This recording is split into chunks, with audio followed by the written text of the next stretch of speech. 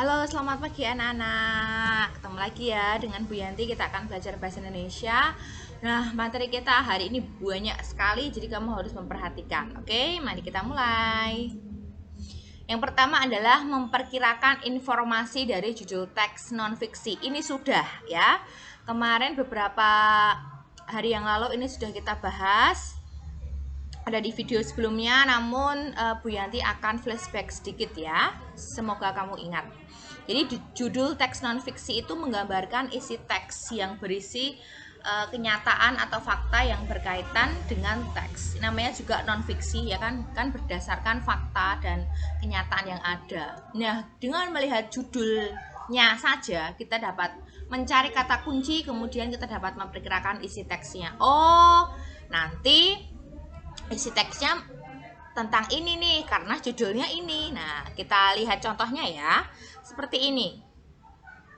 Judul teksnya adalah perbedaan waktu di Indonesia. Nah, perbedaan waktu di Indonesia itu judul teksnya. Kata kuncinya adalah perbedaan waktu dan Indonesia. Jadi nanti pasti paragraf yang pertama itu pasti bahas tentang perbedaan waktu. Paragraf yang kedua bahas tentang Indonesia. Paragraf yang ketiga tentang perbedaan waktu yang ada di Indonesia. Ada Barat, Tengah, dan Timur. Ya tahu WIB, WITA, WIT. Nah, WIB, WITA, dan WIT. Kemudian contoh yang kedua, penentuan tahun berdasarkan revolusi bumi. Nah, kata kuncinya ada penentuan tahun dan revolusi bumi. Pasti nanti yang dibahas teksnya adalah penentuan tahun. Kemudian revolusi bumi. Apa itu revolusi bumi? Nah, kemudian paragraf berikutnya menentukan tahun berdasarkan revolusi bumi, ya, gitu. Jadi penentuan tahun itu ada berdasarkan revolusi bumi, ada yang berdasarkan revolusi bulan. Terus kemudian, tapi ini teks ini yang dibahas adalah tentang penentuan tahun berdasarkan revolusi bumi. Itu ya anak-anak, jadi kalian bisa memperkirakan isi teks dengan melihat judul teks non-fiksi. Nah, sekarang yang kedua adalah membaca memindai atau scanning. Jadi membaca memindai ini tujuannya untuk mencari informasi yang penting secara cepat. Ya, jadi cuma baca gerambiangan. Baca cepat hanya untuk mencari kata kuncinya saja dan kita dapat mencari kesimpulan atau informasi yang terdapat dalam teks tersebut dengan cepat. Contohnya kalau kita baca iklan berjalan itu, nah cepat. Oh, intinya kita harus hemat listrik.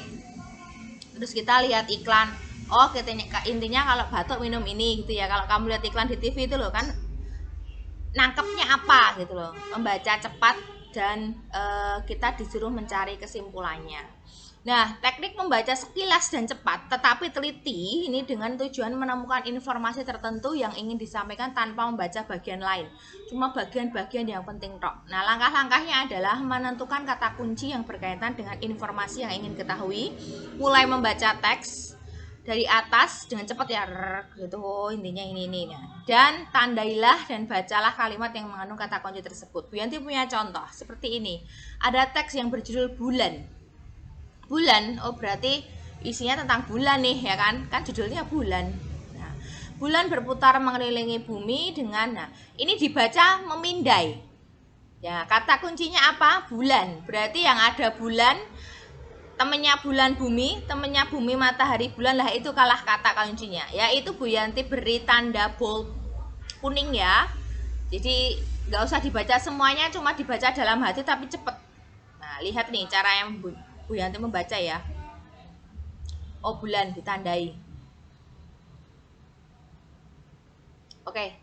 Nah, bulan bumi matahari bulan ditandai gitu. Nah, setelah ditandai baru dibaca. Bulan berputar mengelilingi bumi, bumi matahari, bulan, bumi, bulan. Oh, intinya bulan itu dia berputar mengelilingi bumi dan selama pergerakan bulan tersebut itu terjadi perubahan sudut antara matahari, bulan, bumi, dan maka terjadilah fase-fase bulan. Nah, pergerakan bulan menyebabkan terjadinya fase-fase bulan, kan intinya cuma itu ya kan. Nah, kesimpulannya adalah sekarang poin yang ketiga ini penting ya, menulis kesimpulan. Kesimpulan itu inti informasi dari teks yang ditulis dengan ringkas dan diperoleh menggunakan penalaran. Jadi pakai nalar. Cara mencari kesimpulan dari sebuah paragraf itu dengan membaca semuanya. Setelah itu menentukan informasi-informasi penting dalam paragraf. Contoh, nih, Brunei Darussalam merupakan negara yang memiliki berbagai macam sumber daya alam yang dapat dimanfaatkan untuk kebutuhan warga negaranya.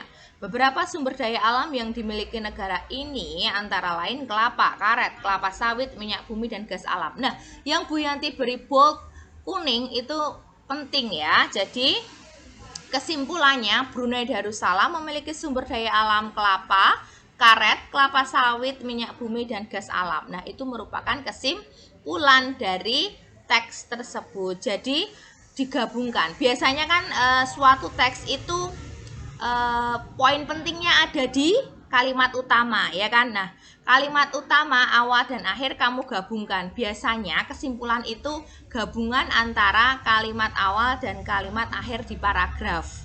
Tapi ada juga loh yang kesimpulan itu merupakan inti pentingnya itu ada di tengah paragraf juga ada. Jadi kamu harus lihai-lihai mencari mana nih sebetulnya kalimat yang penting dalam paragraf itu. Paragraf ini sebenarnya mau menyampaikan apa nih?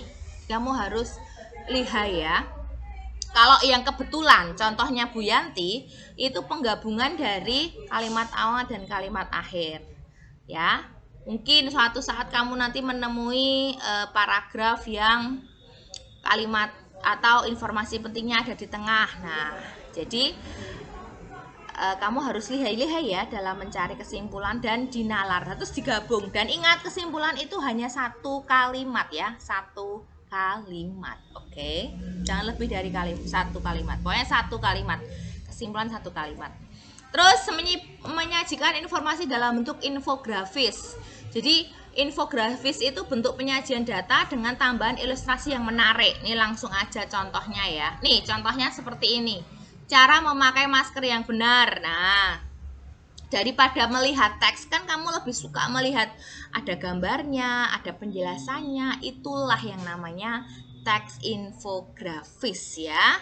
Oh, siapa saja yang perlu menggunakan masker? Semua orang. Caranya bagaimana menggunakan masker?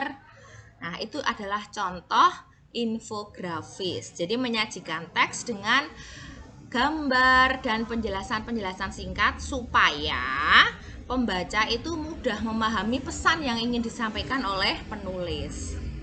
Terima kasih anak-anak, semoga paham.